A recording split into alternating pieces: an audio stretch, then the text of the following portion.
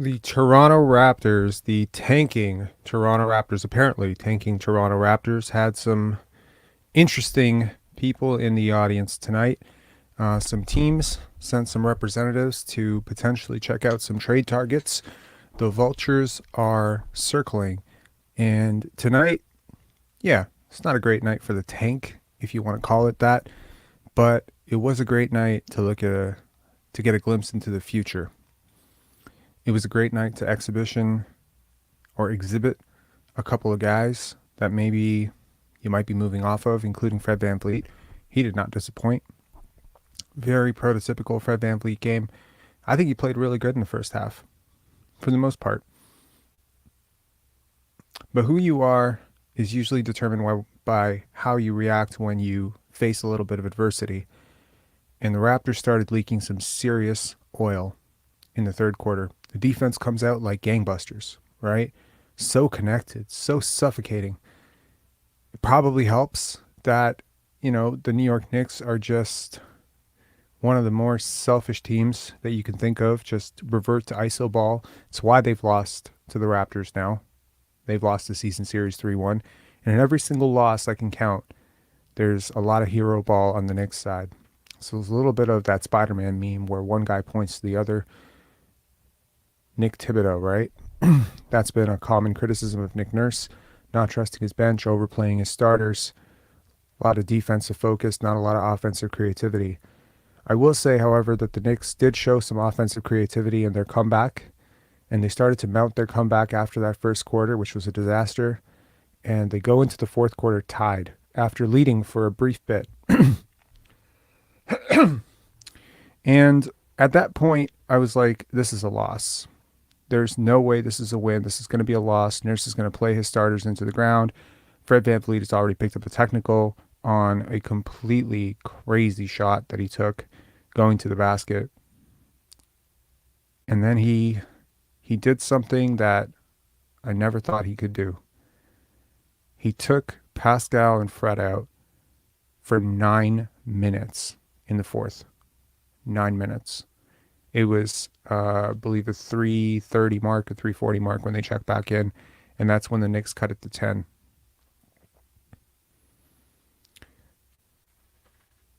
If you have been wondering if Scottie Barnes is a point guard, wonder no more. If you have been wondering if Precious Achiuwa probably should have been starting the whole season, wonder no more. If you've been wondering whether Gary Trent can be a makeshift first option on a somewhat competitive tanking team, I think tonight was a very good evidence for that. We saw some Jeff Doughton. Incredible. Last night, or was it last night, I said that loss was on Nurse. The management of the game down the stretch was not great. Tonight, I think Nurse deserves a lot of credit. It takes a lot of balls to ride out with that lineup. The fourth quarter lineup, which included Chris Boucher, Juancho Hernan-Gomez. Oy vey. How is this happening? All right.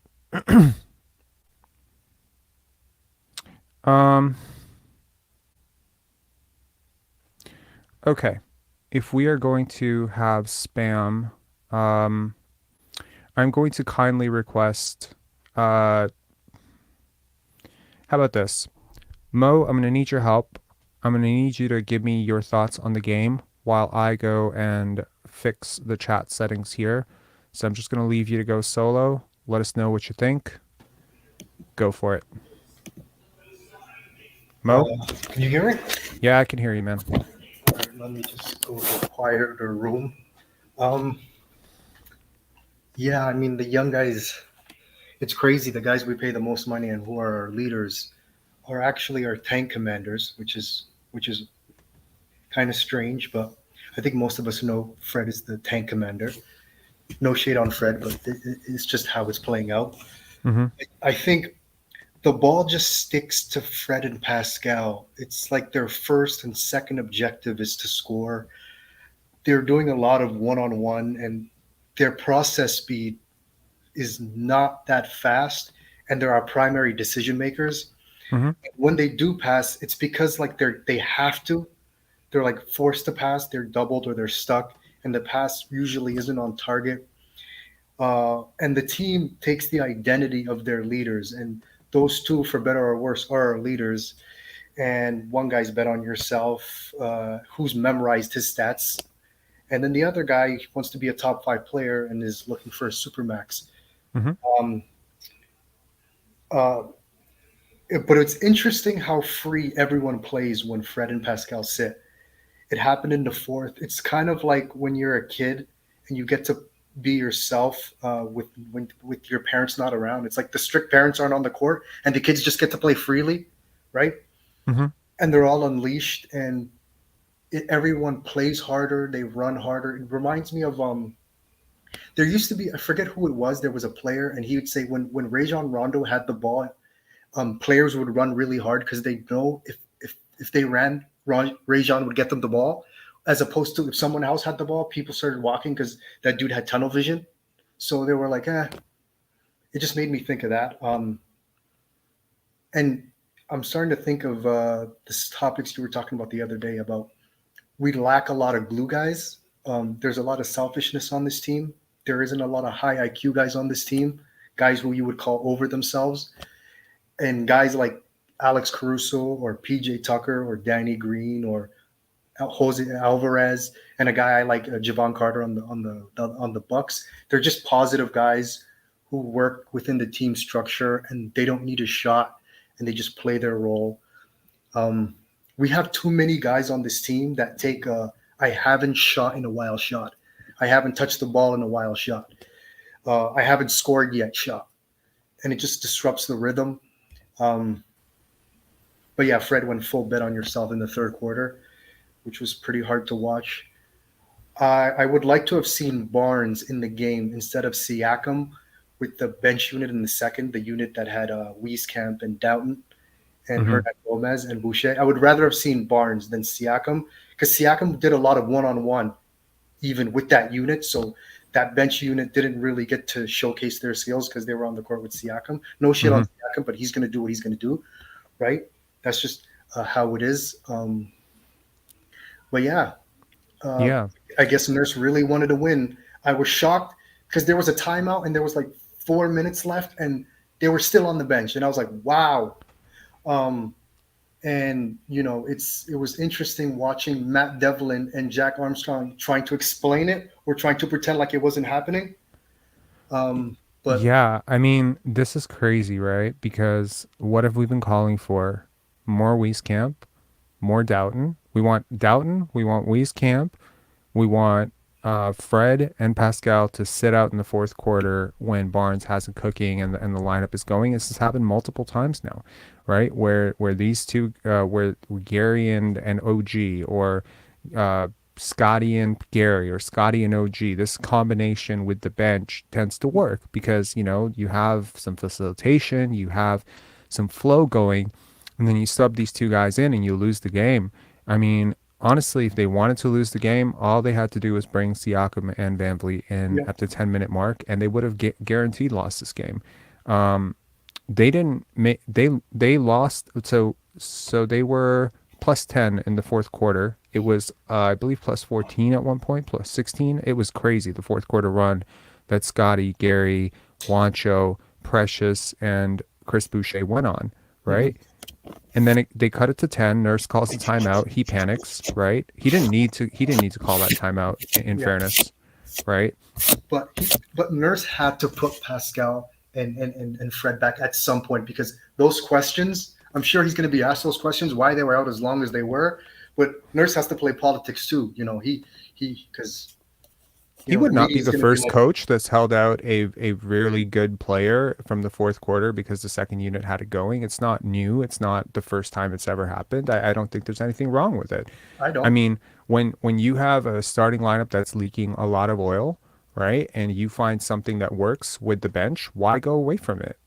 I mean, they were plus 10 in the 8+ minutes that they played. I think that's incredible.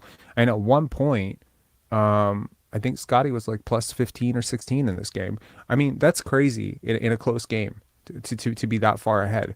So I think that, had he pulled the plug on this lineup prior to that, because they started out not like they didn't start out slow in that fourth quarter, but it wasn't quite like gangbusters. I Yeah, think the play that broke it open for me was that full court pass from Scottie to Fred.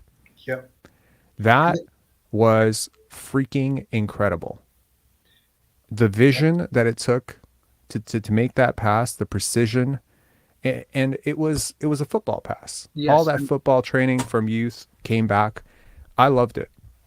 and Absolutely loved it. I think you need to attach Barnes and Fred's minutes. Like they just have a great chemistry.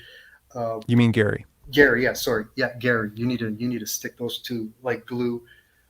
I think you also might want to stick Fred and Pascal together as much as possible, also, and then let Barnes have his own time away from those two guys to kind of have a glimpse of the future.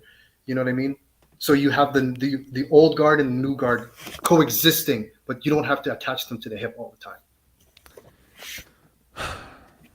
Yeah. What did you think of Pascal's play tonight? We're gonna bait the chat. Oh, we're gonna bait the frigging spammers. Come at it. We got 7 mods now. I think like we're good. You know, one thing that I remember is distinctly was uh, Pascal bouncing off of who's their center, the young guy, the strong guy. Jericho Sims. Yeah, Sims, just bouncing off Sims. And there was one play where Barnes just took him to the post and just did a clean hook shot over him. And I'm just like, the difference in strength between Barnes has grown man strength, right? And Siakam has wiry strength. It's just like, At man, this, 21, right? I yeah, mean, Jericho 21. Sims is not a joke. He's He's six not. ten and And a half. Barnes took him under the basket and just laid it up. I was like, my God, it's Yeah, it's insane. incredible. Like even in a game where the numbers looked all right for Fred, I think the game management aspect of it. Now, Nick Nurse was asked in the previous game what he felt about Scottie playing point, given that last game he had 10 points, right? It wasn't a big explosive half. I mean, in the second half, he didn't score last game. Yeah. And we didn't really talk about that very much yesterday. But I think that with a lineup where, you don't have Fred, you don't have OG, right? You have Siakam, Boucher a lot, Gary Trent. You got Precious Achua. You just got guys that don't really pass very much, right? They Mhm, kind of just mhm. go for theirs. So unless you're going to put Juancho and Thad in there to get some facilitation, Barnes has to do that for this team. And so I think he sort of managed the game about as well as he could yesterday. I think he did the same today, picking and choosing his spots, right? It But was a little bit of, I think those guys take the identity of the guys on the court.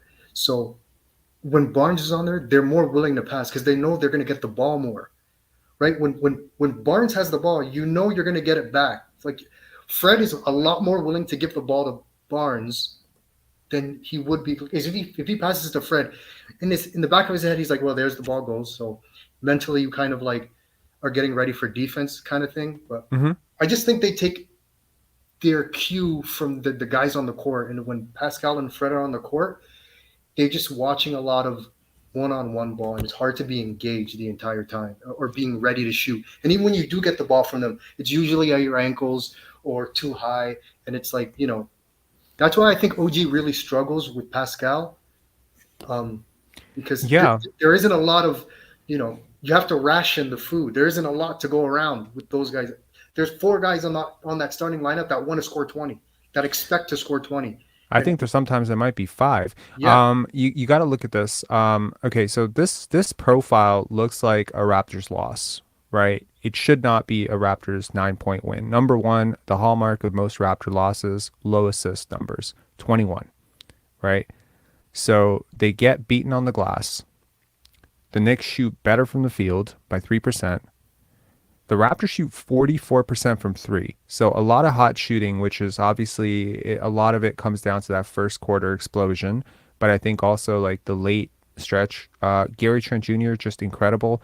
I think the Knicks were just sloppy with the ball, a lot of sticking. Like if they had just moved the ball a little bit, I think a couple of times Quentin Grimes, a little quick, but like rushing, Julius Randle pressing. Even Jalen Brunson, who I think is a very smart player, a lot of pressing, right? mhm. But when you look at 21 assists and you shoot worse in the field than the other team, you barely. I mean, we're talking a marginal difference at 3-point line, right? But they beat you from the 3-point line in the sense that they make 3 more threes and they out rebound you. You should lose this game, but you win this game. So Yeah. how do you win this game? I think, you always look at these team stats and you say, well, what is that one stat that sticks out to you as that's how they won the game? To me, it's the turnovers. Forcing turnovers and being better defensively, more solid defensively was the game for me. We didn't even win the Julius points Rand- off turnovers. So that's even the strange part. They scored a lot more points off turnovers. So it's a really the stats would say we lost. So it's really weird. But It is. For Julius Randle had 4 turnovers, Jalen Brunson 3 turnovers, RJ Barrett 3 turnovers. I think RJ probably had the best game of the bunch in terms of just not pressing and sort of taking his shots within the rhythm. Julius Randle really pressed hard. Again, the stats don't mean a hell of a lot. 23 points, 19 rebounds, 8 assists. It feels like, wow, he killed you. Mhm. He didn't. In my opinion, he killed his own team in a lot of ways. I mean, with Mitchell Robinson out, right, with Emmanuel quickly out, this is an undermanned team, right? But they're a good road team. They're a really good road team. Wow. Don Vito, thank you, man, for the super chat. That is incredibly generous of you. Thank you very much. That was really. I wanna say something before I go, but it's like I'm just confused at all the people that protect certain players, or you can't talk bad about certain players. In particular, Pascal, he has his limitations, but if no one can see that, you said you're okay with him taking what was it, 25% of the cap? You're okay with 25%. Totally fine. Yeah, 35%. absolutely. Anybody that is okay with Pascal taking 35% of the cap, I mean, more That's a power max to you. contract. It's a huge Yeah, contract. it's a huge contract, but we're going nowhere with him as our best player. Like nowhere. He hasn't led us to the second round. And for anyone to say, "Oh, we went to the second round in the In the bubble," it bubble. was in spite of him. Check his numbers. It was in spite of him. He It couldn't really do was. anything against the Brooklyn Nets that first round, who sat everyone except Karis LeVert. And it's like they're protecting him like he's Luka Doncic, or he's like Giannis. But I just don't understand it. And you know how you were talking about casual fans Hmm. they want Pascal, they want Fred because that's who they got attached to in the championship run. The product is significantly more enjoyable to watch when they're not on the court. We're actually better, or it might be possible that we're better without them. I just think I you think it's get what just you a can matter for of like Pascal right now. the pieces, right, that you Yeah. get back in any trade have to be like serviceable shooters, rollers, and guys who play kind of like how the fourth quarter team played, Mhm. fast decision makers, right? Veterans who are over themselves. Now, Yes. Process speed. Boucher and Precious Stone and Trent, it's kind of hard to say, but I think what really unlocked that lineup, weirdly enough, is probably the least impressive performer from that lineup, which is Juancho. You Yes. need the fifth guy to be a bit of a facilitator, spacer, who just knows how to move without the ball. A movement shooter. You need You those don't even have guys. to make the right pass. Just make it quick. Sometimes that's all it takes. Just make it quick. Yeah. That's No, it. I completely agree, and I think that you do have a sense of elevating people to leadership positions that maybe leadership is about like how you steady a team when things are going bad. Mhm. Barnes came in and settled that game so well. Like he slowed it down when it needed to. He sped it up when he needed to. It was so unpredictable. I think a lot of this game comes down to the Knicks just shooting themselves in the foot. Yeah, I have very to much. be Yeah. honest. This is a combination of things, but never doubt the Raptors' ability to shoot themselves in the foot in situations like this. And it was so interesting to watch another team play the way we play, Yeah. right? That sort of ISO heavy, I got mine, you Ill-advised get threes. yours So many stuff. ill-advised threes from Randall. Like just some of these threes, I'm like, why on earth are you taking that? But oh well. Yeah. You know what's interesting? Hmm. Barnes' leadership and his vocal leadership. You see him orchestrating the offense with his fingers and vocally. The past couple games, I'm seeing him do that with Fred and Pascal to the point where sometimes Fred. There was one play Pascal was like, look, he had the confused face, and he'd tell him to go do something, and then Pascal got the ball in good situation to score. And it's like, and Did you he's, see and him do it with Precious in the first quarter? yeah, Precious had Jalen Brunson on him. Now, unfortunately, he picks up a yeah, he charge. tells him to stay, and he tells him, yeah, he told him go attack him, go, and then Yeah, you're he doesn't Precious charge. freaking Achua. Yeah, He's a defensive liability and an undersized guard. You need to attack it. But it's surprising sometimes that the game is so fast for some of his teammates that they don't see those advantages, and he has to point them out. But yesterday I watched a clip of Draymond Green. I don't know if you've seen it, where but he I snapped the posted it on screen. Yeah, IG, right? yeah, yeah. Against the Celtics, Hmm. right? He swipes the pass from Marcus Smart. Yeah, Uh, Not even swipes. He puts his hand in the passing lane. Marcus Smart, good player, veteran player, swipes it off of him. It goes off to the other guy.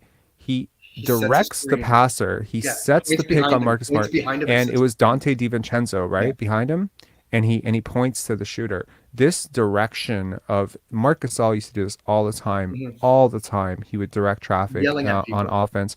He just has vantage point, right? Hmm. So he can call out things. He can signal. Like, sometimes you used to see this a lot. With Marcus Yeah, all, like he yeah, would yeah. just kind Cut, of cut, cut. Yeah, signal with his head, cut.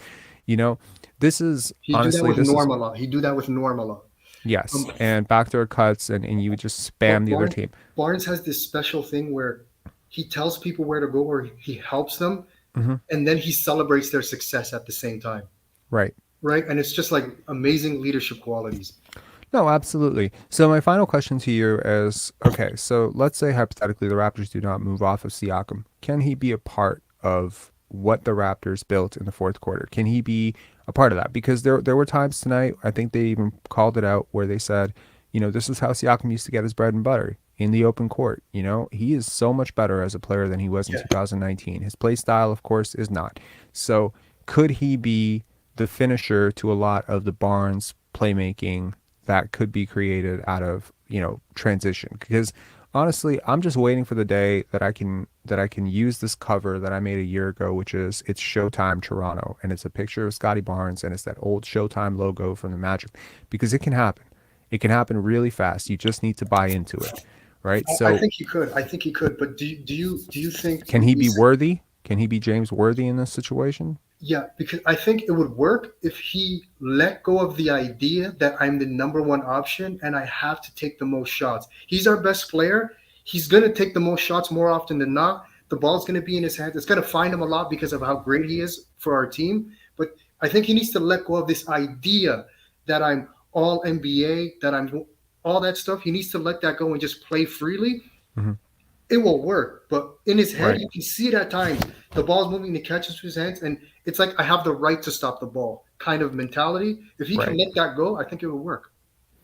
I agree with you. I think it's I think he needs to definitely. reset his mindset, right?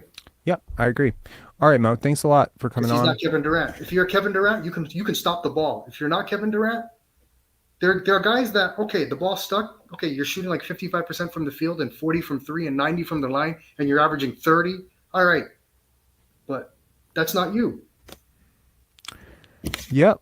I think tonight was, I don't know, if you had to pick a player of the game. I'm assuming you're picking between Gary and Scottie or someone else, but or Precious. I mean, who's your player of the game tonight? I'd go with Gary. I'd go with Gary, but You go with Gary? his spirit lifts up. I swear that guy, and I don't want to trade that guy. I don't. I don't.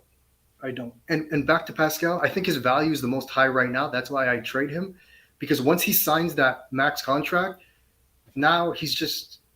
I don't know. Do you think his value goes down? Not the supermax. If he signs the supermax, we're stuck with him. It's like the Bradley Beal contract. No one wants to touch that with a I 10 think foot I pole. think Bradley Beal has trade value. I mean, if Russell Westbrook has been traded twice, I think it's proof that anyone can be traded. I will tell you that much. Would you touch Bradley Beal or Damian Lillard's contracts? Damian Lillard? Hell yes. Do you know how Totally. much he makes? Yep, I do. Okay. Dame's amazing. Dame is still one of the better players in the NBA. I mean, you got to factor that in. He's also one of the most marketable players in the NBA. You also have to factor that in. I mean, if you're a struggling franchise like Charlotte, or um, let's see, like what's a small market team that's sort of trash right now? Can you think of one? Detroit. Sure, Detroit. You don't think Detroit would package like trade exception, Bogdanovich, and maybe like a couple future firsts for Dame right now? Oh, Maybe like some bad see, contracts? Of see, course. Of course they would. Since you're talking about this, and real quick, I wasn't there for the trade show. Would you, if you're the Suns GM, would you really quick do this? Pascal Siakam for Mikal Bridges, and what's the shooter you like on that team? Cam Johnson? No, the shooting guard one. Oh, Landry Shamet. Yeah, Mikal Bridges, Landry Shamet for Pascal Siakam, 2 first-round picks and a pick swap. Would you do that? Cal Bridges, Landry Shamet. No, I would want Cam Johnson. If you're the Raptors. Yeah, I would want Mikal Bridges, Cam Johnson, and 3 picks. And you think the Suns would do that? I don't know if the Suns would do that. The reason why I don't think the Suns would do that is Cam Johnson can be the Bridges replacement in their starting lineup. And then you'd have Paul, Booker, Siakam, Cam Johnson, Ayton. I mean, I would happily negotiate it down on the picks, maybe add some protections or whatever. But I mean, I like Landry Shamet a lot if it's Gary Trent going out. I mean, now obviously I've changed my mind about Gary a lot, right? Me too. And I think he gets along with Scottie. I think that should be a real factor, their chemistry. And I think if you're going to build around Barnes, you build around guys he likes and he has chemistry with and that fit with him.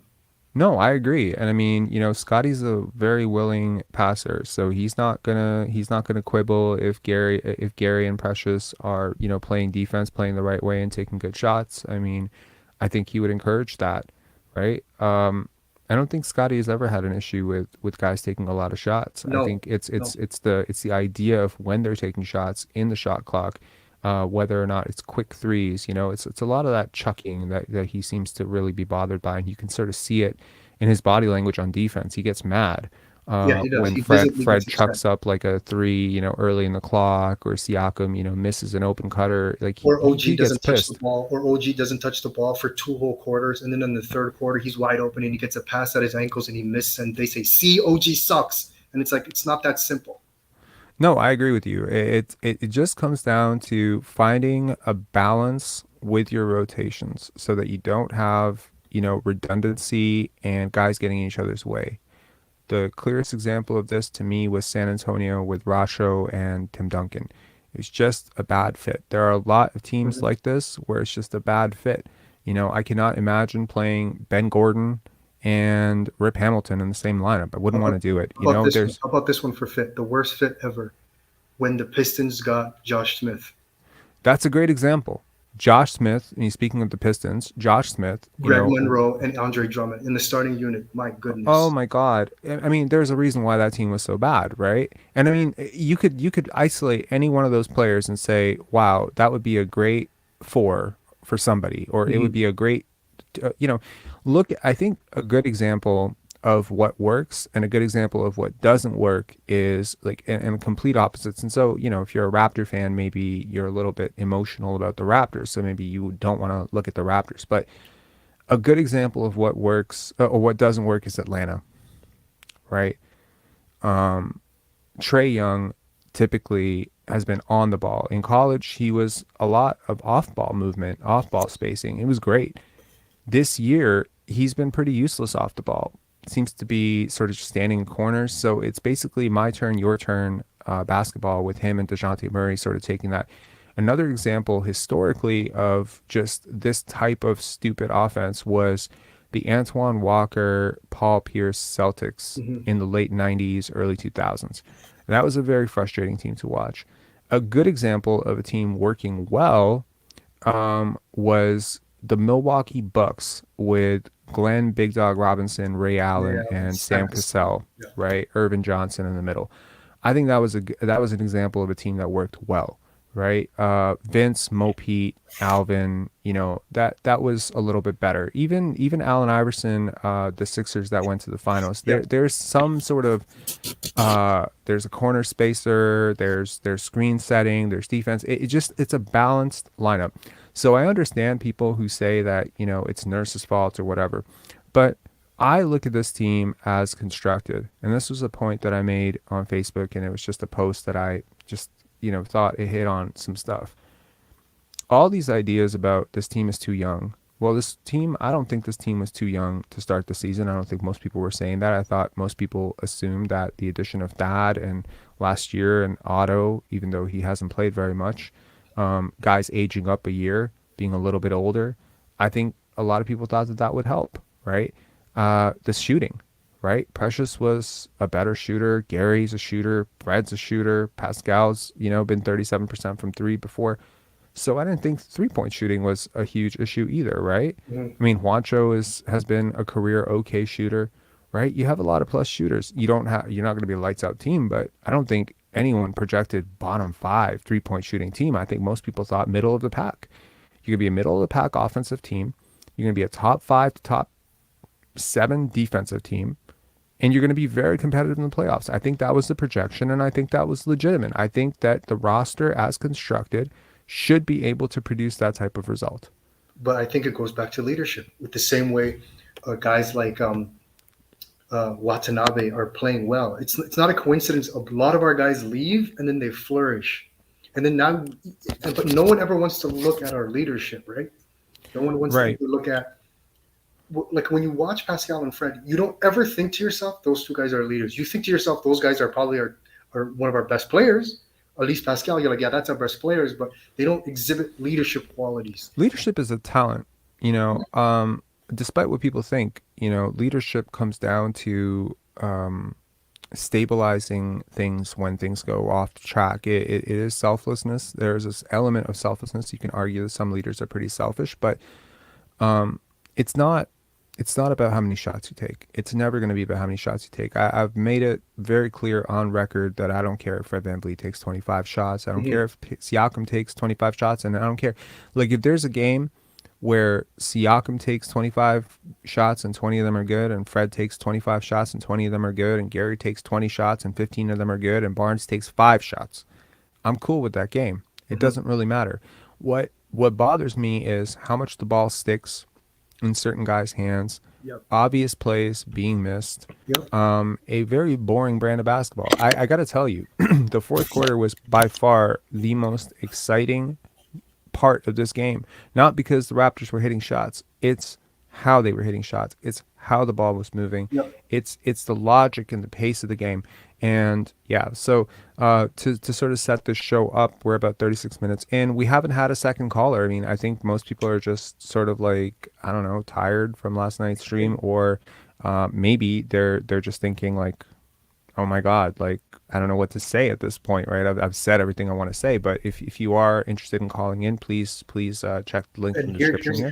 here's a pet peeve I have with specifically what Fred does is when someone gets the rebound, he could be at the half court line. Fred will run back and ask for the ball, and to me that kind of kills the flow. And then he walks it up the court, where it's like, you don't think Thad could take a dribble or two and pass ahead? You don't think, Barnes can dribble it up the court, or uh, Gary It's Trent? finding advantages. Like, there are times where Scottie will look off Fred Mhm. because the defense is loaded up on the left side, and he'll pass it ahead to Pascal, who has a Mhm. clear Yeah, lane to initiate the offense. These small subtle things give your defense or give your offense like a slight leg up. slight, slight, but those don't exist when, and it's like everyone, even when if you notice during the inbound, Scotty's Mhm. like further ahead and he has space, but Fred creeps up to the ball, Yeah. and you see like Gary or Chua look at Scotty, and then they just see Fred ask for the ball, and they're like programmed to give it to Fred, like Hmm. he's just there. You know what I mean? Yep. Which I is agree. always I always find it amusing. Like, Yep. No, I agree. All right, Mo. Thanks a lot for calling in, man. I really yeah, appreciate it. no problem.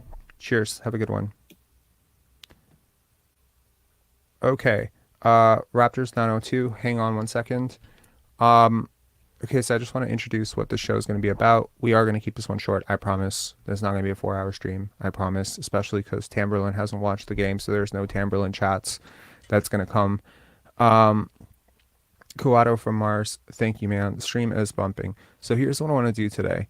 I want to look at the fourth quarter after we get through with a couple of calls, and by the way, the reason that we went longer with Mo is there literally was nobody else lined up. So I thought it might be nice to sort of break down the game with him. Um, what I want to do is I want to break down a little bit of the fourth quarter. I want to show you some clips of the fourth quarter and, see how the offense was bumping. And then I want to do something fun. So last night I became obsessed, and I do mean obsessed with the 2023 draft. Like I haven't done a deep dive into the draft. Like after last night's toss, I was like, okay, the Raptors are going to be in the lottery, and I haven't gotten to do a lottery deep dive into scouting since Scottie's year. And that was the last year that I did it, and I knew everything about those drafts. The problem is last year when I did my draft breakdown, the players that I was scouting most aggressively were guys who were slated to go 20 to 35. That was the range that I was scouting last year. So you'll see that I was just way off about Paolo or Jabari or Shaden Sharp or Ben Mathurin. I didn't do enough research on those guys.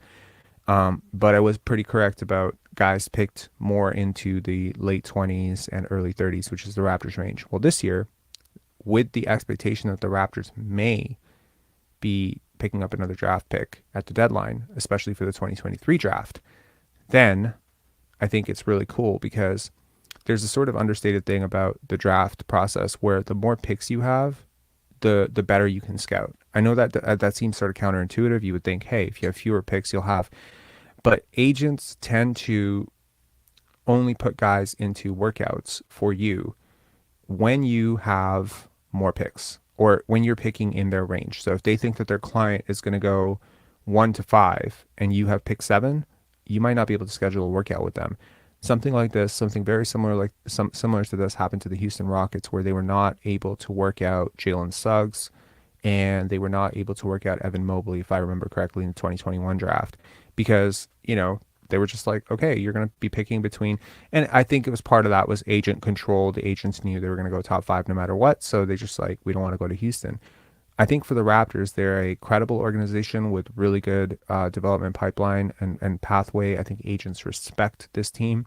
So there might be a case where the Raptors have multiple picks in the 2023 draft, which would be really exciting. And some of the prospects that I'm going to cover might be falling into the later part of the first round. Some of them are really high draft picks. And I'm just going to tell you why I like them and why they fit. Would be cool is the year that the Raptors had Jakob Poeltl and Pascal Siakam. I believe that's the last year the Raptors had multiple firsts. And you can see that they were able to pick up like these two really good players at 9 and 27.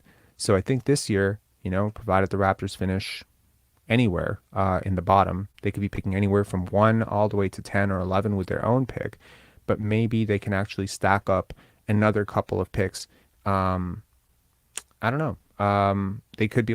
The caller has disappeared. So if you would like to call, I'll put the link right there in the description if you have anything to talk about. If you are an avid college basketball fan and you want to talk about, did you find something out in the grapevine? Ironically, Marco. So the funny thing is that you were the person who said that we really, really. Oh, Marco's calling in. Okay. Hey, Marco. Yeah, I was just give me 1 second to.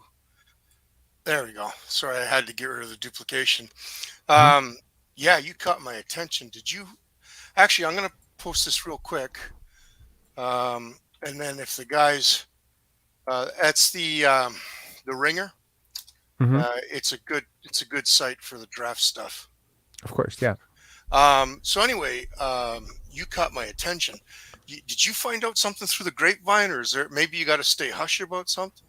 Because you're Uh, talking that the Raptors are going to get themselves multiple. Like I said, the direction I've been wanting to happen. So you got me kind of almost dancing out of my chair here.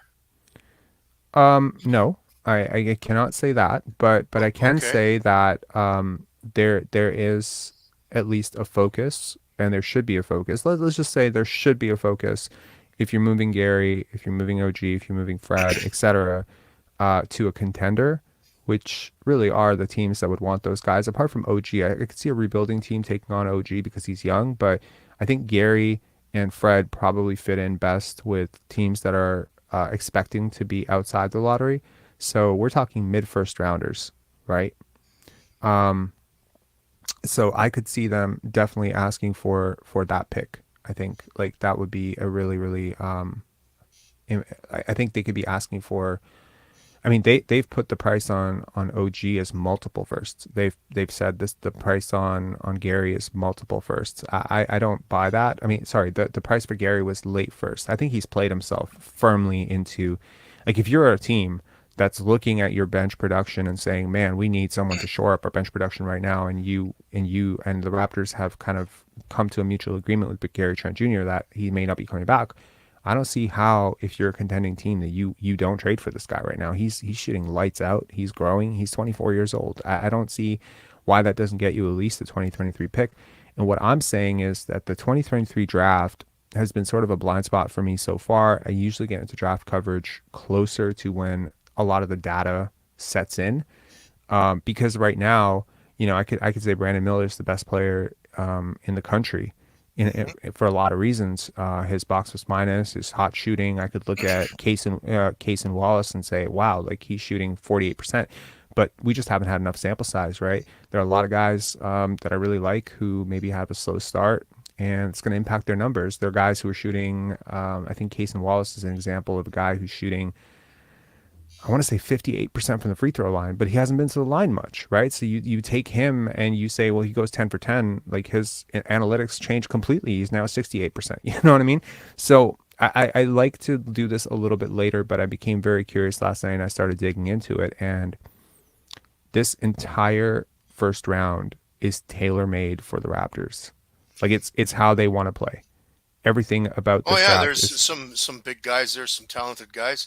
That's why I was saying like they should sacrifice a bit of the future for Mhm. the 2023 and a bit in 2024 as a spillover.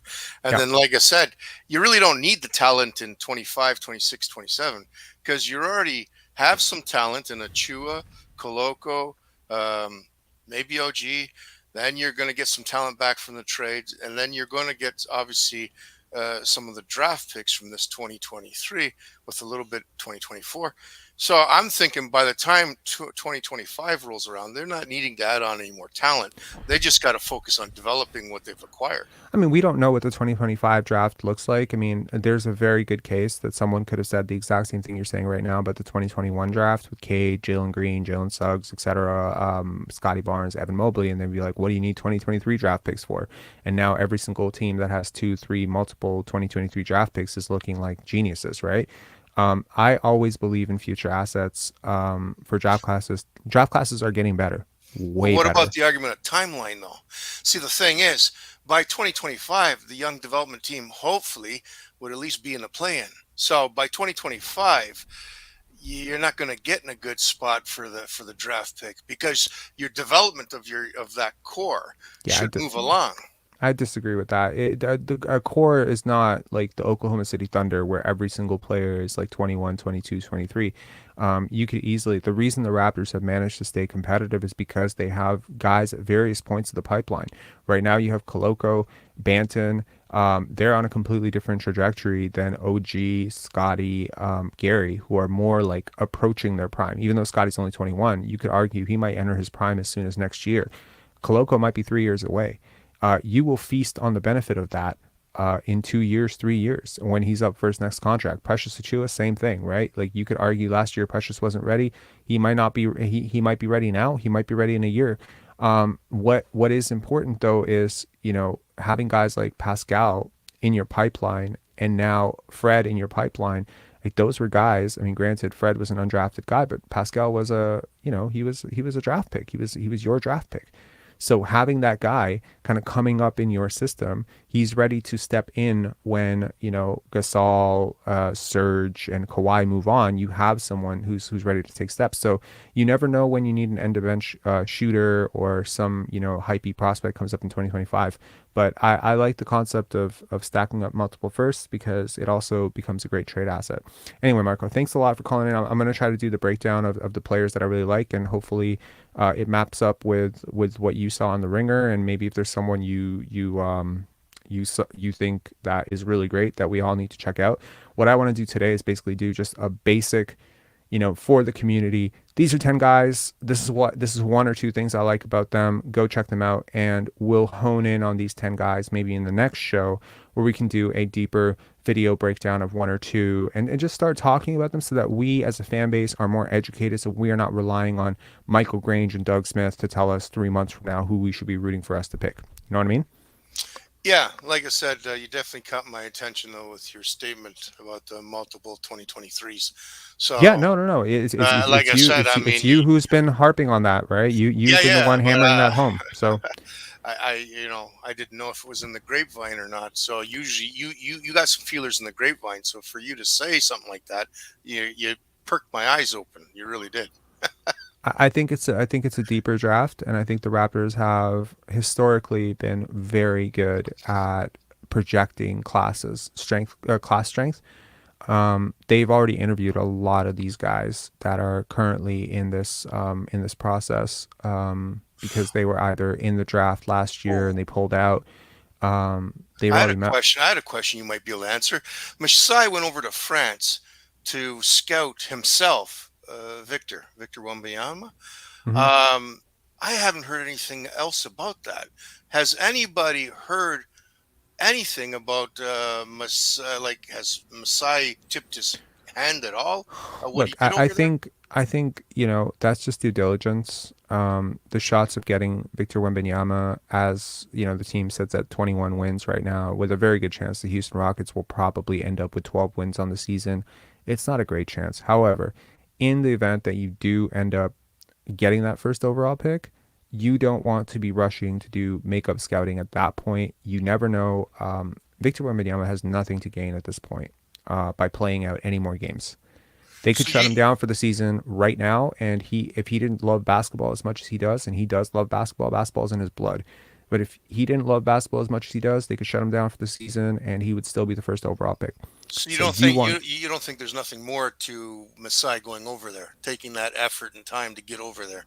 what can he do? It's not like there's 30 general managers who want this guy. You can't just you're not. I guarantee you right now, if the Pistons or the Rockets get the first overall pick, you couldn't trade your whole roster to get them to move off that pick.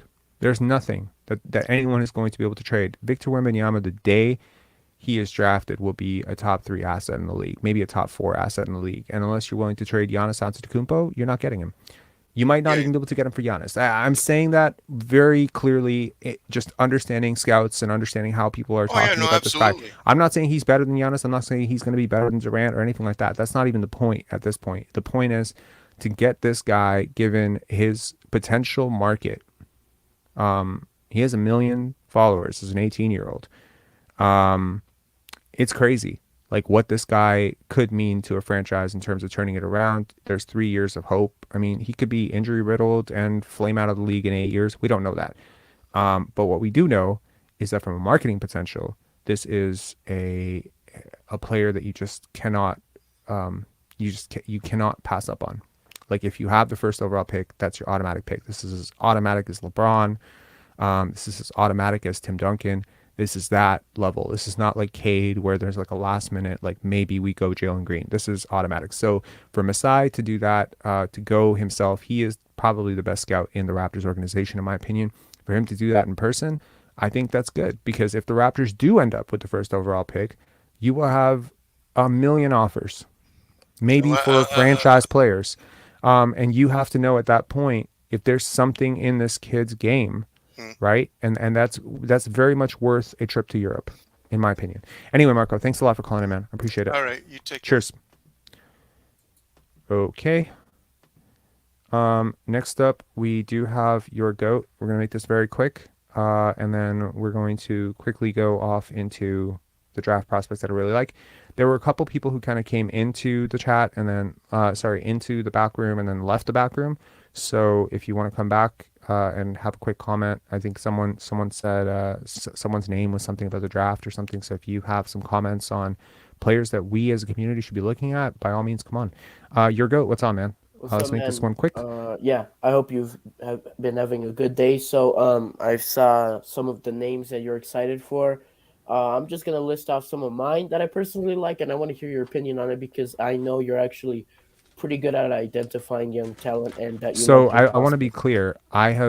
I scout in waves. Uh-huh. This is a first wave of scouting. I have not scouted beyond the 10 players that I have listed. Oh, So if you okay. so I haven't I don't believe in like doing that whole like generalist thing. I do deep Yeah. dives. So for instance, when I go through Cason Wallace tape last Mhm. night, I went through 3 hours of Cason Wallace. That included interviews, that included articles, that included game tape, that included analytics. So I wanted to get a full idea of Cason Wallace, and I ended up doing it Mhm. again today, um, with Azure Thompson and Ammon Thompson. Like so to me it's like I have to be clear about someone before I even say one word about them. Okay, so I understand. But first things first, I just want to say, if the Pistons do indeed get the first pick overall, I just want to say we have to take Victor Wembanyama. I don't want to trade that pick. I've heard some rumblings with Pistons fans saying Okay, that. how about this? You seem to be pretty well versed in the draft, given that you do have the Detroit Pistons as your team that you follow. Why don't you quickly give me your top 10 picks? You have a top 10?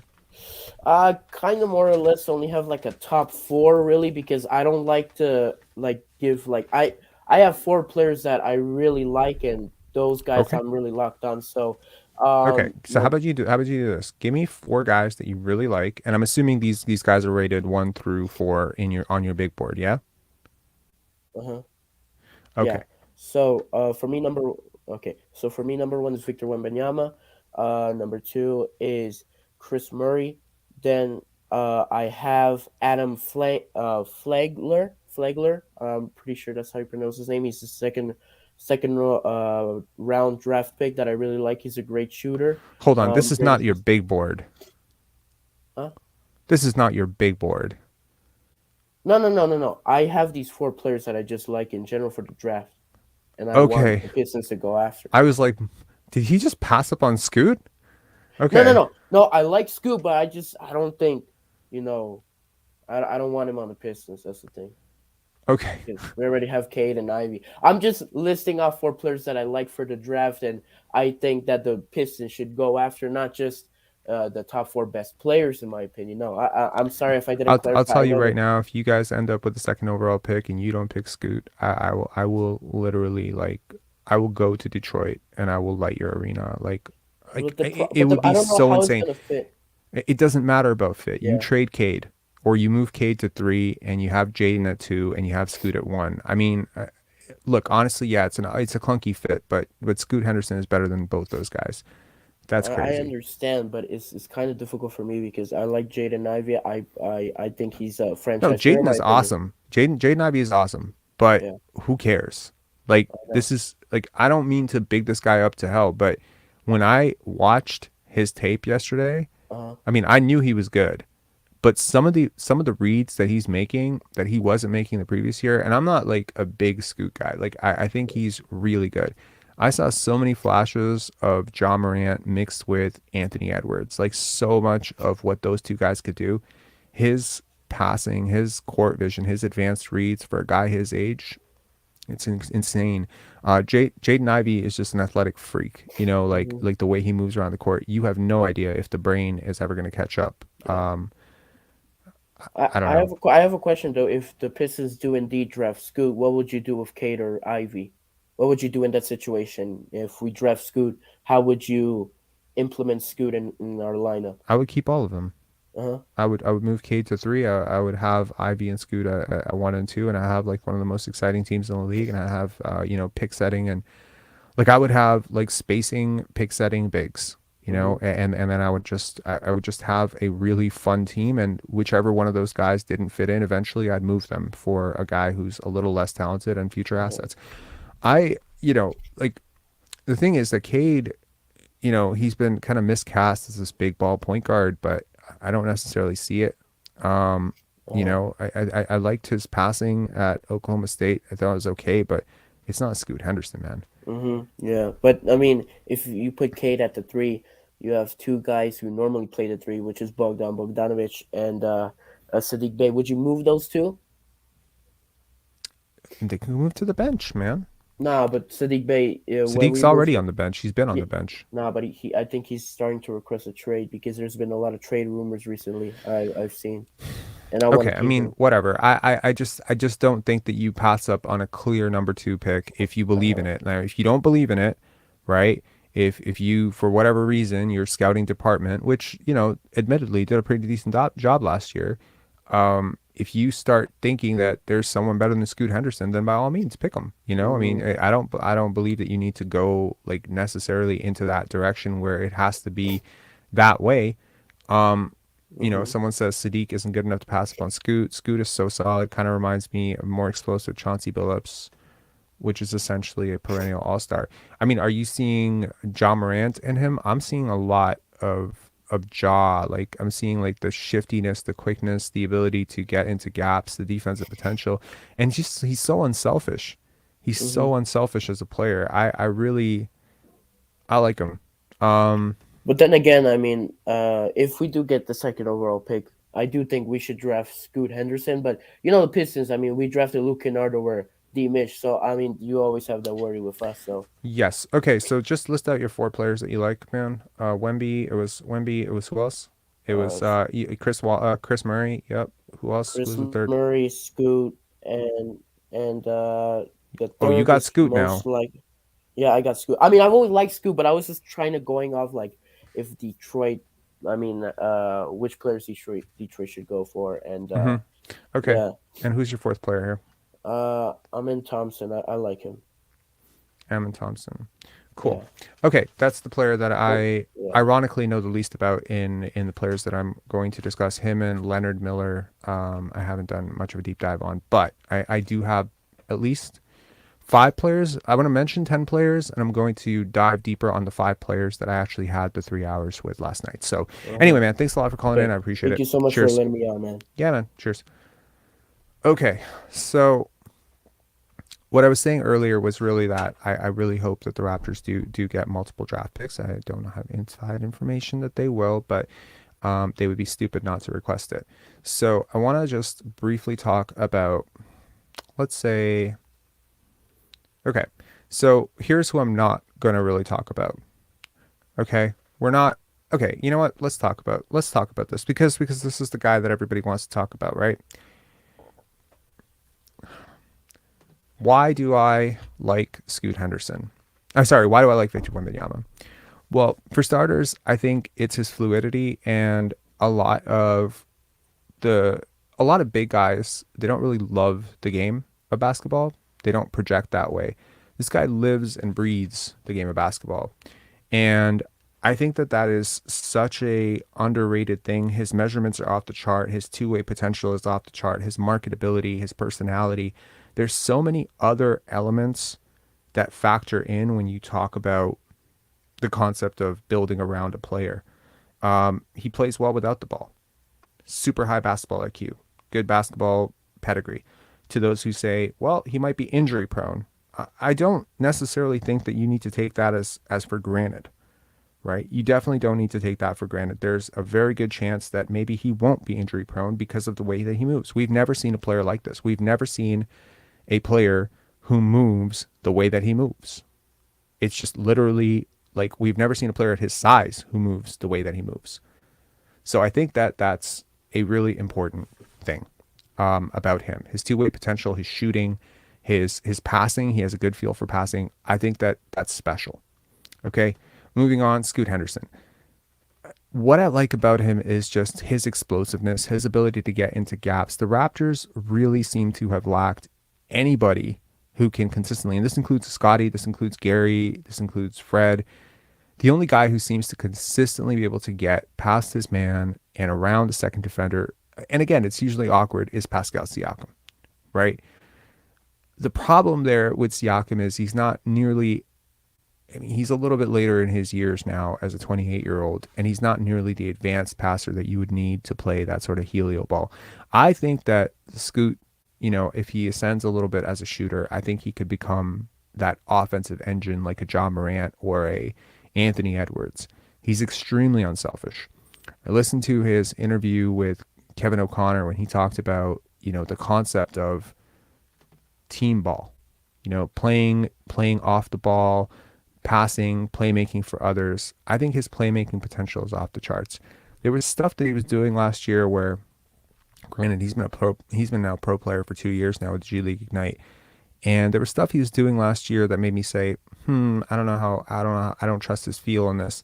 But his growth from last year to this year, how he manages the game, his game management. I think if you liked Kyle Lowry, like, this is a souped up 10 times, souped up version of that, with just bounce and strength and grown man strength at a very young age. And I just think that he has a good mind for the game.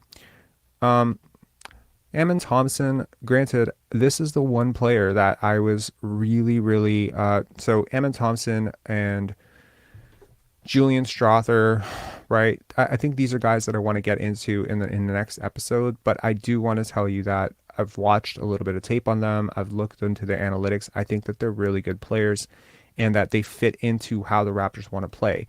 I mean, with Ammon, it's, he's 6'7", he's a playmaker, he's a fluid athlete. With Strother, I think he falls into that, 3-and-D mold. And if you're moving on from OG Anunoby, I mean, this is a guy who could be available to you in that, late first round, mid first round, late teens. I have, however, saved 4 prospects. Oh, wait. Okay. Brandon Miller's another, sorry. Where are we? Rayan Rupert, I think, is another player that is really worth monitoring. I believe he's out for a little bit, but expect this guy to rise up draft boards closer to the draft. When teams get a look at him in person, when they see him in the gym, when they see him in 2-on-2s and 4-on-4 workouts or 5-on-5, I think like he's someone who can really shine in that setting. Leonard Miller, who for whatever reason I don't have a picture of here, he was a guy that the Raptors looked at last year. I have questions about Leonard Miller's game, specifically how it comes together. I think there's feel questions for me. What isn't a question for me is that at about 6'10", 6'11", for Leonard Miller, I mean, to get that kind of size and skill, and he's also shown like a lot of defensive potential, I think that he could be an interesting player if he slips into the early second round or in the late first round. I don't see him being a lottery pick, but yeah. So I've saved my 4 deeper dives or deeper feelings for 4 players, specifically Anthony Black, Baba Miller, Cason Wallace, and Brandon Miller. Now, can people in the chat let me know, Clutch Tatum saying Brandon Miller equals JB, like Jaylen Brown. Yeah, I could see that.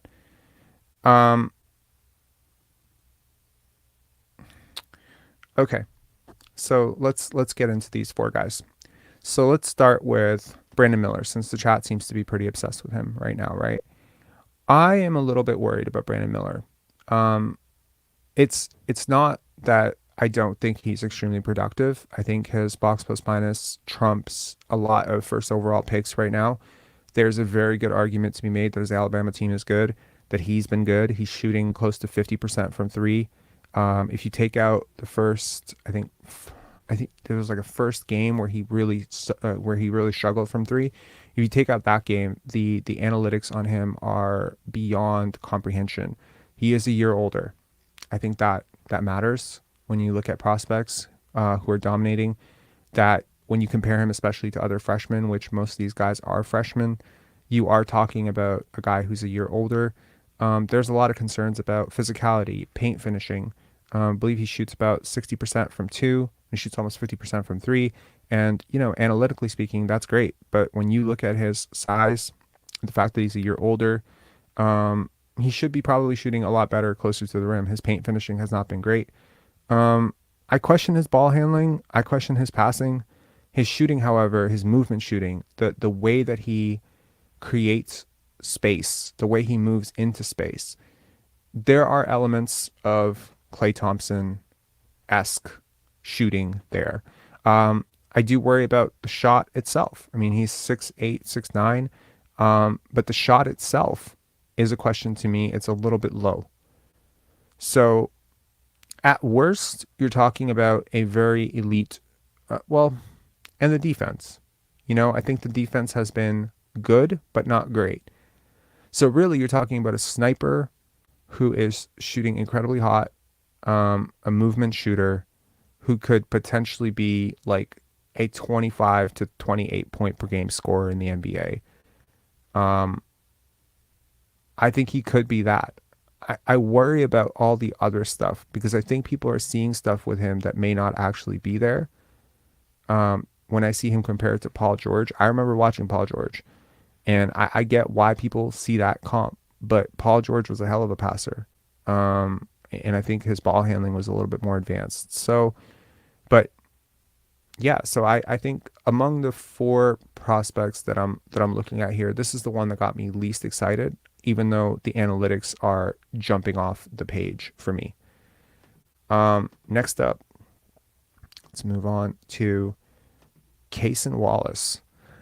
Oh man, I don't know if I just have an affinity for guys named Cason. I don't know, like there's a personal favorite name of mine growing up. So he caught my eye because of that. It's a really random reason. But yeah, someone said Brandon Miller equals Rashard Lewis. That might be it. No, he's definitely not Terrence Ross. I'll tell you that. For Cason Wallace, he doesn't fit into your Vision 6'9", right? He doesn't. He's 6'3". He has about a 6'6" wingspan. Someone saying hard pass. Yeah, I respectfully disagree. He's not quite that. But anyway, I think Cason Wallace, when I watched him play defense, I saw a cross between OG Anunoby and Drew Holiday. He's also shooting lights out from three. That's another thing.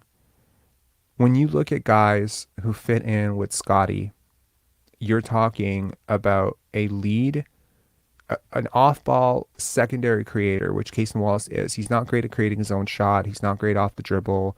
He's been so-so finishing at the rim. He is a shooter. So is he Drew Holiday? I don't think so. Not right now. For sure, not right now. But this is a dude who loves to hoop, and he loves to guard, and he has a shot. So a 3-and-D off guard who can guard point guard, shooting guard, small forward. I guarantee you he can guard 1 through 3 at least, and he could probably be competitive on fours. If you like Marcus Smart, if you like Drew Holiday, I think these types of point guards who are sort of off balls, they're less ball dominant than your typical point guard like a Chris Paul. I think that fits in really well when you have playmaking forwards. In terms of late lottery, mid lottery picks, I think Cason Wallace is a guy that probably can't fail. I don't want to say can't fail, but he has a lot of tools that will keep him at least as a serviceable fifth option in a starting lineup, and I really like him. His tape just really... K-Money, Cason Wallace is not a second round guy. What are you talking about? No, he is not. I don't know where you saw that, but I don't think he'll be a second round guy. One guy who might be a second round guy, but I don't think he should be, is Baba Miller. Now, Baba Miller is another FSU guy, and if you know anything about me, you know that I love Florida State basketball. It goes beyond Scottie and Jonathan Isaac and Patrick Williams and Devin Vassell. It's something about that team, how they play, and how well it mocks up to how the Raptors play. There's such a synergistic expression, and every single year they seem to have this guy who's like this rangy, full court, mobile, large, 1 through 5 type defender.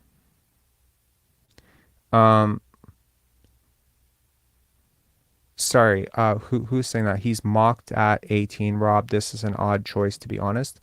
Look, man, he was suspended to start the season because of NCAA eligibility rules, and his value is down. I agree, but he was mocked as high as 7. So, don't chill. Okay, chill out.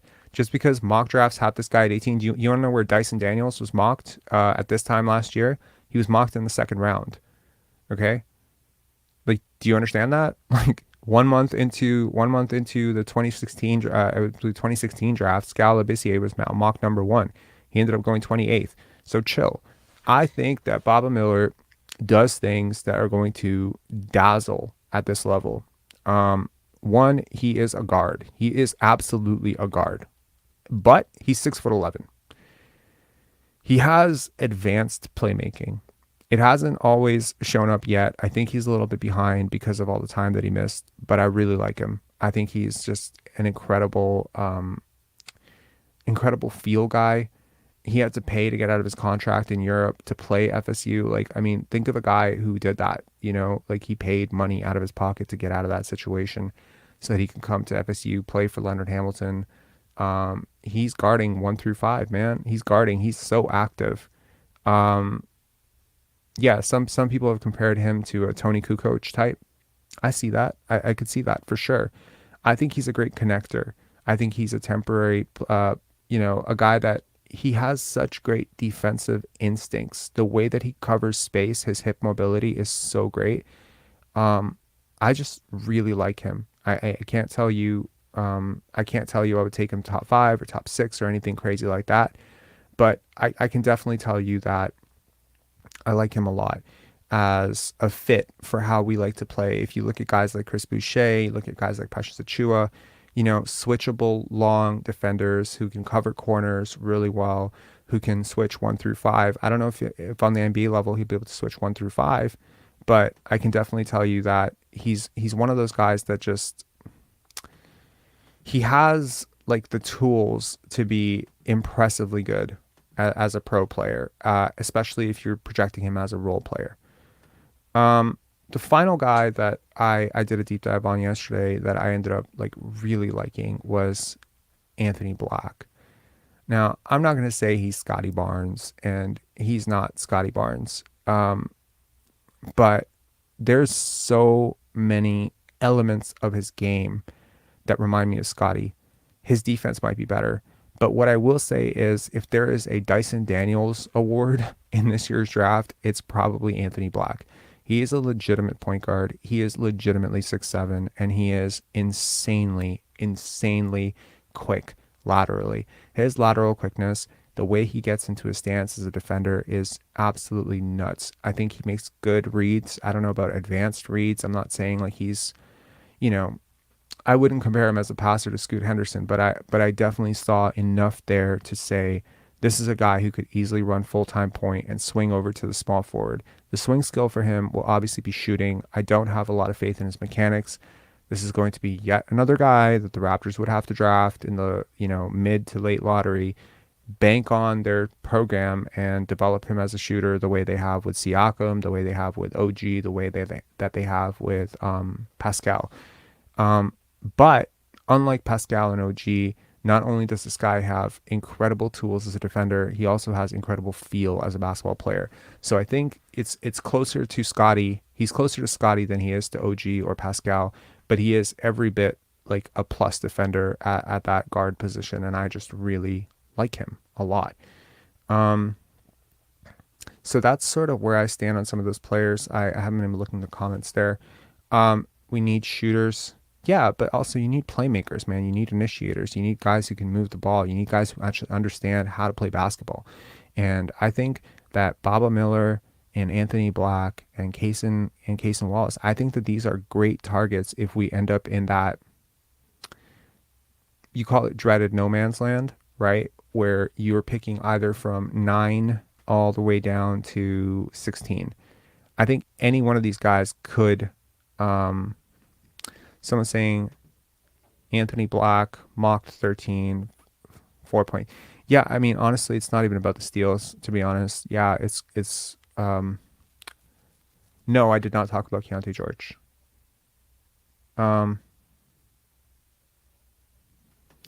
K Money, you're definitely wrong on that one. Yeah, so I think the art of drafting, the art of scouting at this early stage, when you don't have necessarily enough data samples, you can't really cross compare. Sometimes, a high school, some kids played EYBL, some kids played in their kind of local high schools. Anthony Black had a sort of up and down high school season due to eligibility because he shifted school districts. So I think that you need a little bit more sample. March Madness will be really interesting, but I think that of these guys, I think they all fit very well into how we play basketball. You could also make a case for Azur Thompson. You could also make a case for Cam Whitmore.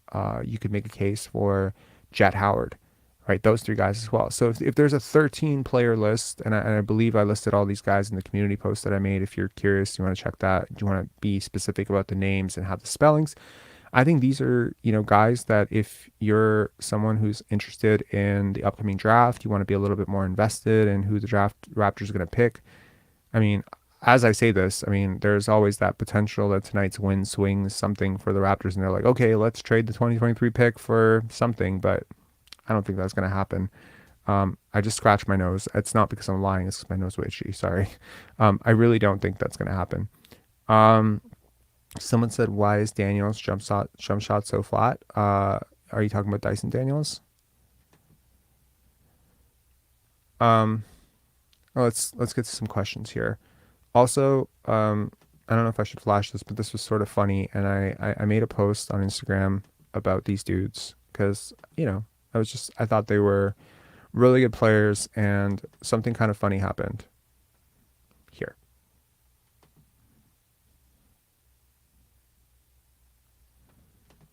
They saw it. I thought that was really cool. Victor Wembanyama checked out a Pinsari basketball post. I thought that was cool. Anyways, so yeah, let's answer some of these questions.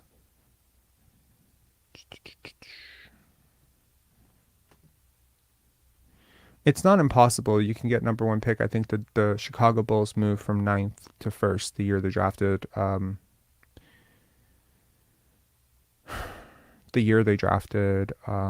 Derrick Rose. So it's very possible to move up all the way. I mean, just basic stats, man, basic odds calculations. Obviously, the odds of finishing with the worst record and ending up at number one are, the way the lottery is set up, right? Like they flatten the odds between 1, 2, 3, right? So the number 1, number 2, and number 3 teams have the exact same odds at Victor Wembanyama. That's just how the lottery works. It's not how it used to be, where I believe the odds for the worst team used to be 25%, and that's why it made such an aggressive move down. If there is a big 3 or big 4 that emerge, though, I think you're going to see some of the teams at the very, very bottom start tanking very aggressively, because that was the thing about the 2021 draft that made teams really tank hard, is because there was a big 4 that emerged.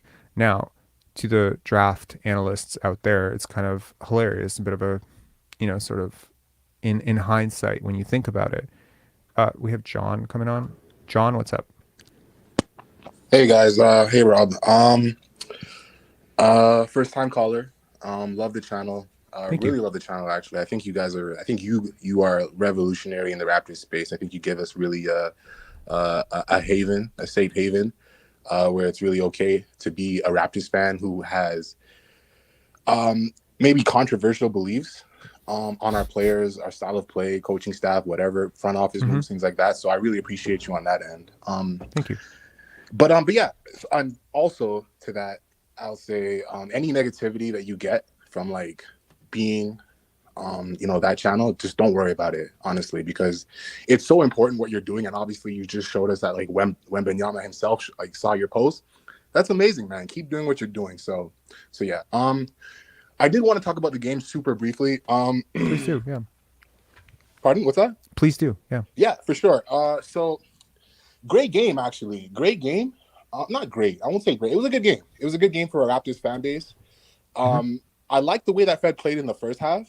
I really like the way that Fed played in the first half. I think that's the version of him that we needed all year, kind of just like kind of roaming out, like bring the ball up the court, set up the plays, but kind of roam on offense, be that 3-point threat that we need and space the floor. But don't do all the dribble ISO stuff. I just think that's unnecessary. And that's what it devolved into in the third quarter, right? Sorry, say that again. And that's what it devolved into in the third quarter, right? That's what it devolves in the second half. I'll get to the second half in a second. But in the first half, it's dribble, cross, look how good I am, kind of thing. And I get I get it. That's Fred's whole thing. Like even if you watched him at what was it? He was one of the shockers, right?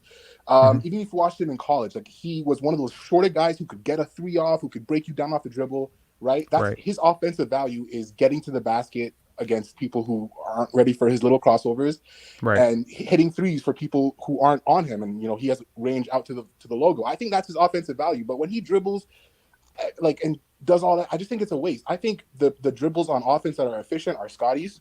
Scottie's dribbles are efficient because he's moving to the basket. He's a threat on offense. The Mhm. defense collapses and he's looking for people. Fred isn't looking for people. And even if he is, I think it's like 70% his height and 30%, maybe 40% his mentality. His mentality is I need to have value on the NBA court when I'm out there. So Mhm. I need to be shooting. I'm not that good of a playmaker because I'm 5 foot whatever they say he is. And Mhm. I think in pick and rolls, I just don't think he can see over the defense. I don't think it's his fault. Like I think certain passes, if he threw them, they'd be turnovers. Whereas if Scottie was in that same situation, if he threw them like let's say over a defender, it would get Mhm. to the player. But if Fred tried that, it would be a turnover for sure. And he knows it and everyone else knows it. And the defense plays him accordingly. So I think he struggles with that. I just think he needs to move the ball more. In the third quarter, we saw Pascal and Fred get into their thing, and I just really feel like they like to pass the ball to each other a lot, Mhm. and they don't really look to get anyone else going. Like Pascal doesn't screen anybody, he doesn't move off the ball, and Fred I don't know. So that's what happens in the third quarter. But then I feel like there's this understanding, right, that nobody ever talks about in post games, which I find is weird. Right in the fourth quarter, it's just Scottie Barnes time. Like it's such a reoccurring thing that I feel like it's something that people have really keyed in on. It's Scottie Barnes time. Nick Nurse literally sat all of our starters except for him and I believe Precious, who isn't a full-time Gary. starter, and then Gary. And when Scottie and Gary are playing on the court together, I just think that their synergy is amazing because Gary moves with energy and the belief that he'll get the ball. Like I just feel like it's a different energy that he plays with when Scottie's the point guard than when Fred and Pascal. I think when Fred and Pascal have the ball, Gary's like, I might get the ball. You know what I mean? But when Scottie has the ball, it's like, yo, if I'm open, I'm going to get it. I need to be ready to shoot this. And it's just a different energy. I love the way they played. And I think we really took over the game in a unique way with our energy, hustle. Juancho, I know you don't love him, but he was hustling out there, man. He was getting I don't second not love chance. him. I like him a lot. I think he was the. I actually earlier in this post game I said that he was the guy who unlocked that entire 5-man unit by Absolutely. spacing and I all totally his off agree. ball stuff. Yeah. It's like it's funny. Like the media and the coverage of this team. It feels like a gigantic gaslight to anyone who understands basketball. It's You so clearly do. crazy. Yeah, Yeah, go on. you clearly do understand basketball. So, it's sort of weird because you're seeing one way and you hear it represented a completely different way. And I know that color commentators have rose-colored glasses sometimes. I understand that the media guys can sometimes be a little kind, maybe a little overly Whew. generous of a guy's big performance or whatever, or maybe a little bit willing to hide another guy's bad performance. But I have never seen such a It's crazy. distance between what I'm seeing and what I'm It's hearing. crazy. Even other, if you have NBA League Pass and you watch other teams, you'll see They'll other call it teams. out. They'll call it out. They'll call it. They'll be like, man, who's shooting? Like they'll be like, man, John Morant, whatever. He's not. He's taking bad shots. You know who really calls out their team that I like a lot because I watch all the teams. The Minnesota Timberwolves. They're hypercritical of their team. Man, Carl just can't take that three. Carl just needs to get a better shot than that. You know what I mean? Because they're so defeated, so they're really hypercritical, How do which you is like the what I How do feel you like like the we're getting into. Pelicans? I think it's Antonio Daniels, right? So, oh, I love Antonio Daniels. Me too. He Yeah. keeps it real because he's a player, right? Well, And Alvin was a player, and he doesn't Alvin keep it keeps it real real for too. shit. Oh, you don't think so? Absolutely not. You remember that entire game against Indiana where Scottie was like, I think he was playing a brilliant first quarter, and he just kept insisting that he was like, oh, he needs to shoot this, he needs to shoot this, and he doesn't understand that there was like a systematic thing in place where he was going to create better options. And it's like, yes, in theory, if a guy's wide open from two, from like like 24 feet, he should take that shot. But when you actually look at Scottie's percentages from that spot on the floor, they're not promising. He can definitely create a better shot for one of his teammates, and he did every single time. And the Raptors are winning, and they're up like 10, 12, 14 points. And then the next game, he did the whole thing again. And it's like I seem to hear a lot of like, oh, Scottie Barnes motor talk. I've heard it from even people that are supporters of his today. You know, they're like, oh, you know, when he tries, I'm like, where did this come from? This It's idea of he's BS. not trying versus It's he's trying. BS. And Alvin, in Alvin's defense, I think Alvin knows that he works for Sportsnet, so he says what he's allowed to say within a certain, boundary. But when Mm, he's talking about Scottie should shoot, Rob, respectfully, I think two things can be true, especially in a basketball sense. Like you can do two plays, two different decisions, and they can both be technically the right play. So you're saying that Scott, I know what you're saying. I agree with you because this whole BS, the whole narrative, like Canada, the media needs to chill. Like we could use a lot more people from the US like you who have like a more realistic opinion of the NBA as opposed to like hockey media people. But Canada needs to chill with like criticizing Scottie Barnes. Like that's just ridiculous. We're so lucky to have this player. It's obscene. It's obscene. really And are. like it upsets me that we're so critical. And I wasn't a fan when Vince was around, unfortunately. And or T-Mac. And sometimes I try to retroactively imagine like how did we F that up? Like, how did we get T-Mac and Vince and like get these? But then I see how the media is now, and I can just imagine how they were just removed 20 years. You know what I mean? Like, Mhm. I can imagine the toxic, like the misnarratives and just the misunderstanding of how basketball actually is. So you're looking at Scottie Barnes not taking shots, mid-range shots that are supposedly open in the Indiana Pacers game, and saying, I've memorized Scotty's shot chart, so I know exactly where he's efficient, where he's not efficient. The three that he hit today, it's a great shot for him. Like, you know, the three that he missed, also a great shot. Like he's understanding his space, because he's not KD, right? He's not like also limitless you got everywhere. to take that shot as a part of the motion offense. That just needs to be the shot that's taken as a part. But Scotty's saying, look, Fred's taking all these dribbles, Pascal's taking all these dribbles, OG and GTJ, like they don't know how to get themselves open a lot of the time. Like Mhm. some of the time, maybe a step back here, whatever, right? But like I can get them open, and I'm looking to get them open, not just open if their guy doubles me. You know what I mean? So, I agree. anyways, that's all I wanted to say. I actually Appreciate you, did want man. to talk about the draft a little bit. Okay. But What are your thoughts? just to wrap up the game, first half I thought was great. Second half we forced it. We went ISO. Scottie played really well with those units. I'm worried that we're gonna Okay, make a wait, trade one for sec. either Pascal or Fred. I'm okay with Pascal. I'm honestly okay with Pascal. I think he falls in line when there's a true superstar on the team. I don't know if he's going to be willing to like concede that to Scottie either I this don't year or think he's next year going or to. ever, Anyone who just because sees of themselves egos. as Like a I top came five in pick. before you. But I think I do see Pascal passing to Scottie a lot. But like I just don't see Fred in that whole unit. Like I just don't see it. 19 shots is too many. I'm scared we're going to trade Fred for a bunch of picks and a bunch of players. I'm okay with the picks, but I don't want any players because if you give Scottie Barnes players, like he's gonna make them amazing. Like he's gonna make them the best version of themselves, like he did with Juancho, like he did with Chris, like he did with Precious and Gary. And it's gonna have that same Rudy Gay effect as it did in 2014, 13, Mm-hmm. and it's gonna make us win games. And we're gonna get into the play-in like playing for what? You know, we need this pick. We need more first-round picks. Anyway, so to wrap it up, Mm-hmm. to I think we've lost you. Okay, hang tight. I think we've lost you, but we're gonna bring you back on. All right.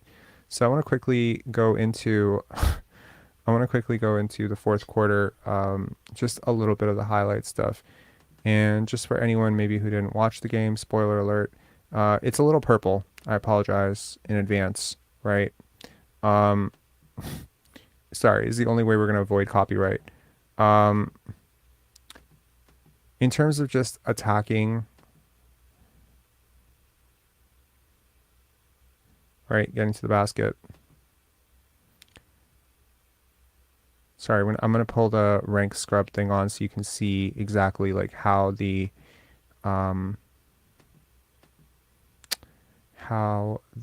score moved. So this was 86-88. That was the first basket for Toronto.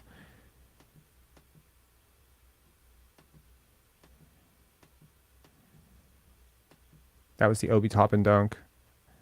So this is like 88-88. Honestly, this is 90 seconds into the fourth quarter. So right now they're just tied. And I think at this point I was expecting right here for Nick Nurse to be like, I'm done. I've seen enough, that big dunk, but he's stuck with that unit. And I'm very happy for Nick Nurse for doing that, because the very next play is when we started to see this explode. Now already up at 94. I apologize. I'm going to have to miss some, but this is one of my favorite things about Scottie's game, is his ability to sort of roll into these post-ups. RJ Barrett was talking a lot of smack about Scottie earlier in the game. Just think that it's pretty cool for him to take him to the wood shop there. Here comes the play. This play, it should make Sports Center for sure. The shot clock hasn't even reset yet. And just look at this pass. The registration, it's so automatic and so perfectly placed. Like, in stride. To hit a moving target like this is like some freaking Tom Brady shit here. To be able to do this, it just, this is one of the, it really does, it does create so many problems for the defense. And I think at that point, the Raptors were up 11, and they really never looked back. I mean, the lead never was below 9 after that. You saw a ton of transition offense. You saw Scottie just generally being assertive. There he goes at Sims, just posting up on him. It's just, there's this old, I think they used to call him Big Body Barnes, right? Just a grown man. Like, this just, these are not grown men necessarily veterans, but these are big dudes. Jerickson's a center. He's, look at the defense. He's active. He's initiating this offense. And look at the direction. Like, he's directing Precious Achiuwa. This is exactly what we've been complaining about, is that we don't have a person who regularly does this for his team. Here we have Precious Achiuwa set a pick. Gary Trent comes around. Boom. Step back. Right? So suddenly someone is doing something for someone else that does not involve them actually taking a shot, which is exactly what we've been asking for. Here, Gary Trent, just, I think it was a good shot. He was wide open.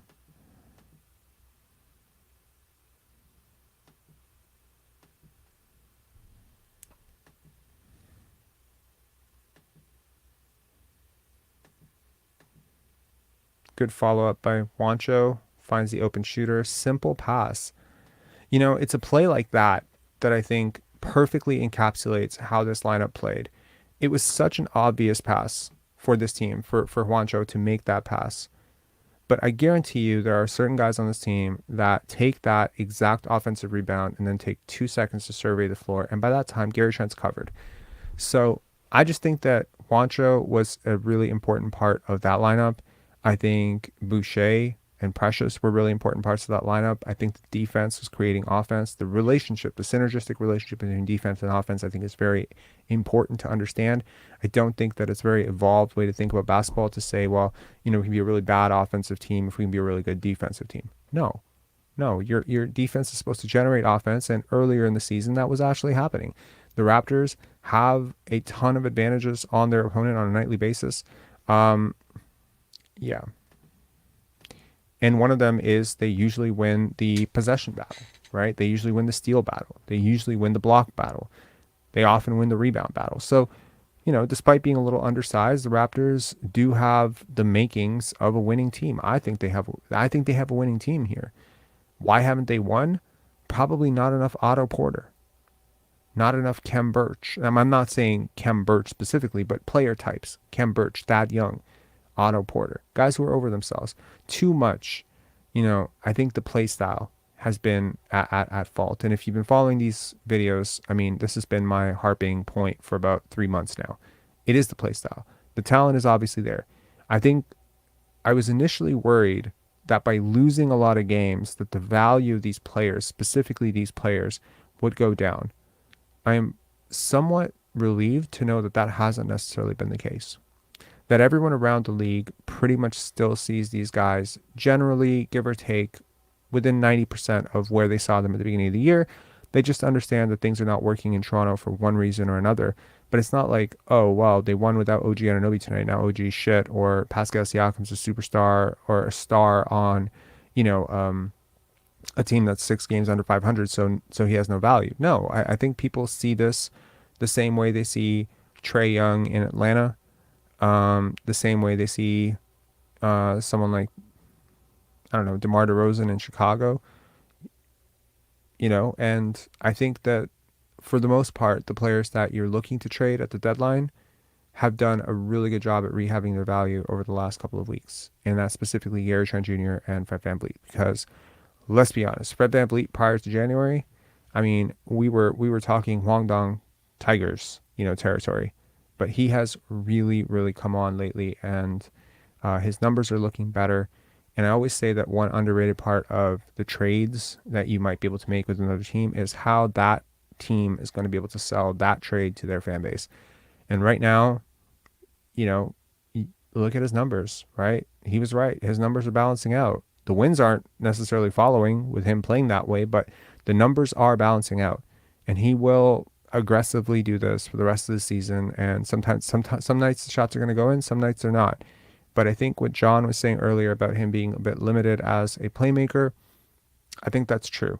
And I think your offense in general and your locker room in general is going to be limited by the more this guy sort of aggressively hunts his own shot, leads.